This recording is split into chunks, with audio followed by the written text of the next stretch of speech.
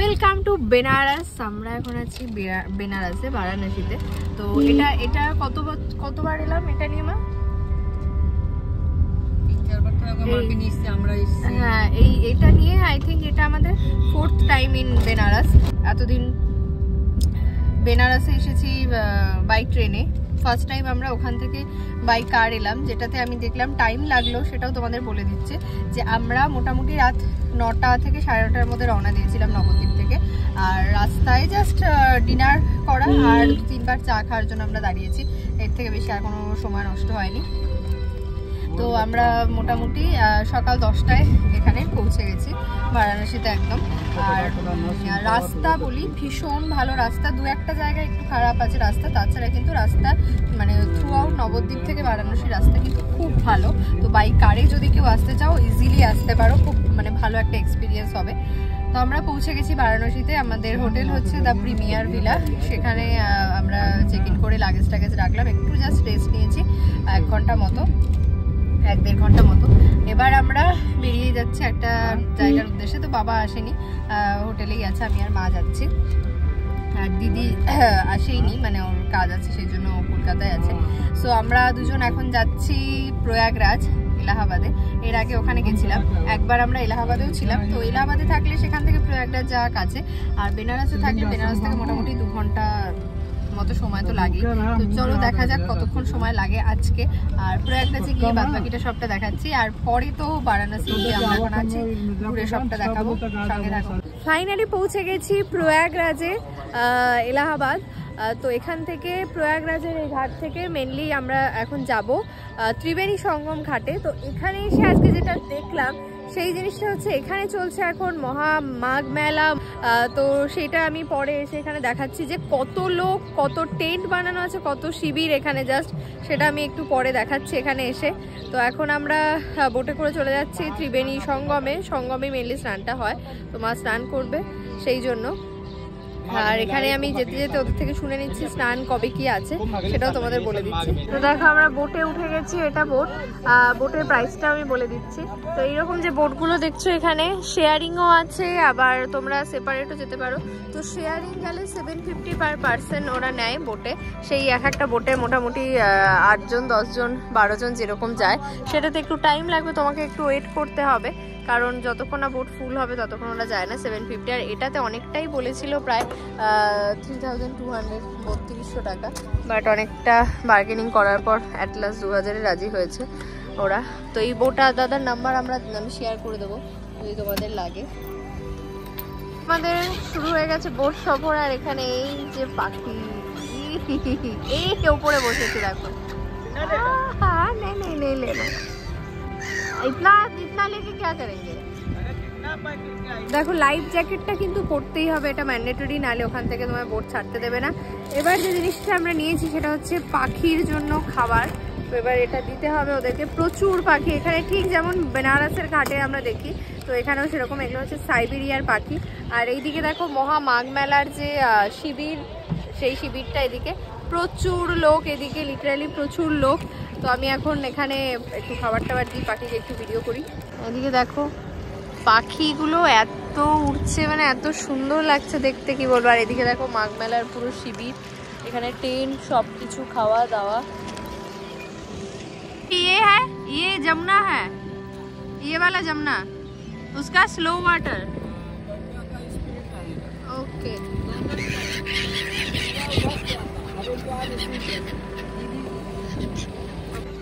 ওপর দিয়ে দেখো কি পরিমাণ পাখি উঠছে এদিকে। হ্যাঁ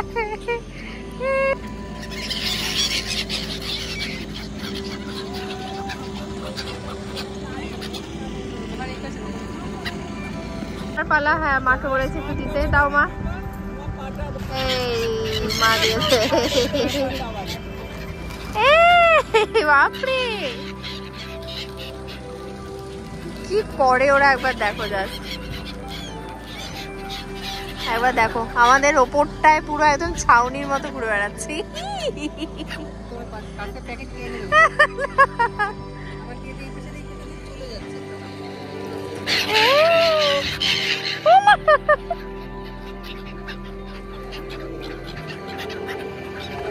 চলে এসেছি দেখো সঙ্গমের একদম কাছাকাছি। আর এখান থেকে কিন্তু স্নান করার জন্য দেখো বোটগুলো দাঁড়িয়ে আছে, এখানে পাটা লাগানো আছে যেখানে দাঁড়িয়ে তুমি স্নান করতে পারবে। পাটা নিচে গেলে কিন্তু জল গভীর, সেই জন্য পাটাটা করে রেখেছে স্নানের সুবিধার্থে। আর এখানে দেখো প্রচুর বোট, সবাই এসে এখানে দাঁড়িয়ে স্নান করছে। এদিকে মহিলারা, ওদিকে পুরুষদের, সব বিভিন্ন জায়গা ভাগ করা আছে। ওদিক দিয়ে পুরো জায়গাটা জুড়েই কিন্তু স্নান করে। সামনে দেখো মেলা, ওদিকে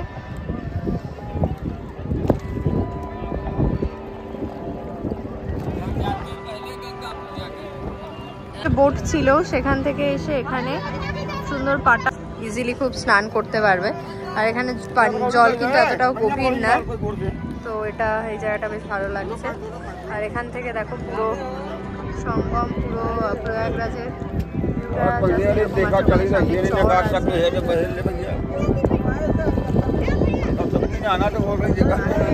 ওখান থেকে আমরা দিয়া নিয়েছিলাম জ্বালাবো বলে, তো এখানে দুটো দিয়েছে, একটা এখানেই মা জ্বালিয়ে দিচ্ছি।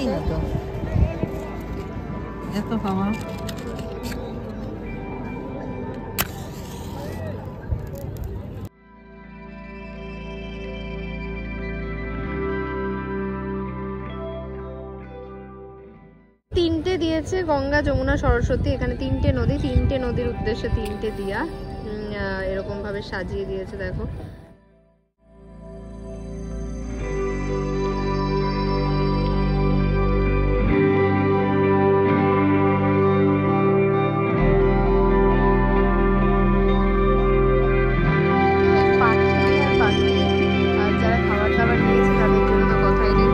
বোটের আশেপাশে, ওদের দেখো বোটের আশেপাশ থেকে বেরোচ্ছে না। আর দেখো কি দারুণ লাগছে না, পাখিগুলো জাস্ট অসাধারণ লাগছে দেখতে। এখান থেকে দেখে দেখো মা, ওই ব্রিজটা দেখো হচ্ছে আমাদের সেকেন্ড ব্রিজের মতো। ওই যে আমি একটু পেছনটা এলাম ভিডিও করার জন্য, মেনলি আমরা সামনেটায় বসে আছি, যেখানে মা বসে আছে ওটাই বসার জায়গা। বোটে করে ঘুরলাম, সেই বোটের দাদার নাম্বারটা বলে দিই। ভাই আপকা নাম্বার বাতা দিজিয়ে। 8052 163825। তো তোমরাও শুনে নিলে, আমিও নোট করে নিলাম। তোমরা যদি আসো এখানে দাদার বোটে ঘুরতে পারো, ভীষণই ভালো দাদা, শান্ত একদম, যতক্ষণ ধরে তুমি টাইম লাগাবে কোনো ব্যাপার না। আর আমি শেয়ারও করে দিব তোমাদের ডেসক্রিপশানে।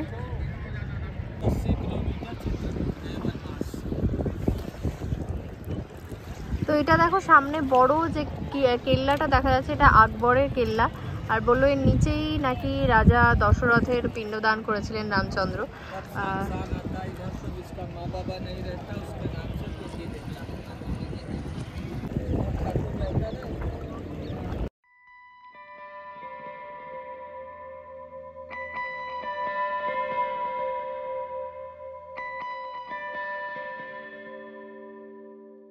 ঘাটের কাছে চলে এসেছি, আর এখান থেকে আকবরের কেল্লাটা দেখো বেশ মানে ভালোভাবে দেখা যাচ্ছে।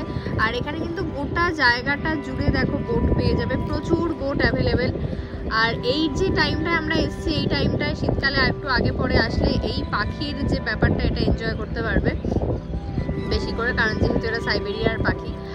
আর যে জিনিসটা সেটা হচ্ছে যে মাঘ মেলার জন্য যে পরিমাণ টেন্ট এখানে লাগানো হয়েছে, দেখলে জাস্ট মাথা ঘুরে যাবে। মানে প্রচুর লোক এসছে, প্রচুর লোক, লিটারেলি এত লোকজন এখানে এসছে।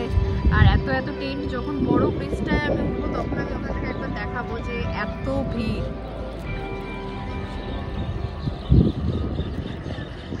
দেখো আমি দেখাতে যাচ্ছি, এটা হচ্ছে একটা আলাদা আলাদা টেন্ট আছে, টেন্টের নাম আছে,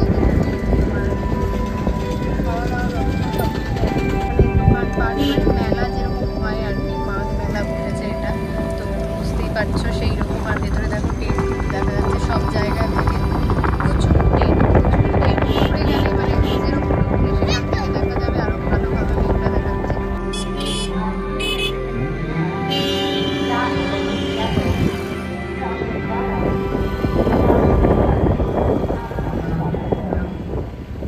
এখান থেকে দেখতে পাবে ব্রিজের ওপর থেকে দুই পাশে শুধু টেন্ট আর টেন্ট, মানে মাঘ মেলার জন্য কত টেন্ট হয়েছে।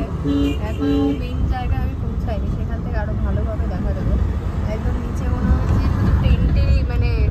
টেন্টেরই মেলা বসেছে এরকম। এখানে কত ভালো দেখা যাচ্ছে, এখানে মেলাটা দেখা যাচ্ছে মানে নাগরদোলনা, দুটো তিনটে নাগরদোলনা আছে, এখানে মেলা বসেছে।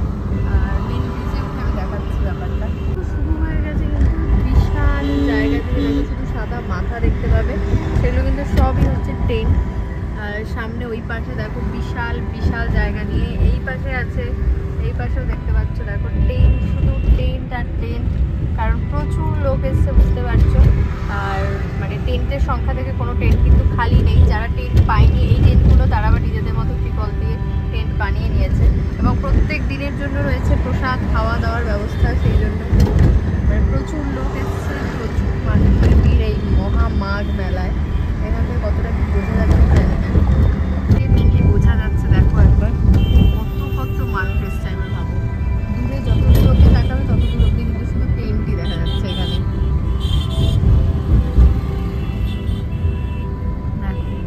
জায়গাটা দেখো টেন্টে ছয়লা, প্রচুর প্রত্যেকটা টেন্টের আশেপাশে এরকম খাবারের প্রসাদ বিতরণ শিবির করা আছে, যেখানে সবাই লাইন দিয়ে প্রসাদ খাচ্ছে। প্রয়াগরাজ ঘোরা হলো, এবার একটু নিজেদের পেট পুজো করার পালা। আর প্রচণ্ড খিদে পেয়ে গেছে, কারণ আমরা সকালে জাস্ট ব্রেড বাটার খেয়েই চলে এসেছিলাম, কারণ এটা একটু সময় লাগবে বলে আসতে।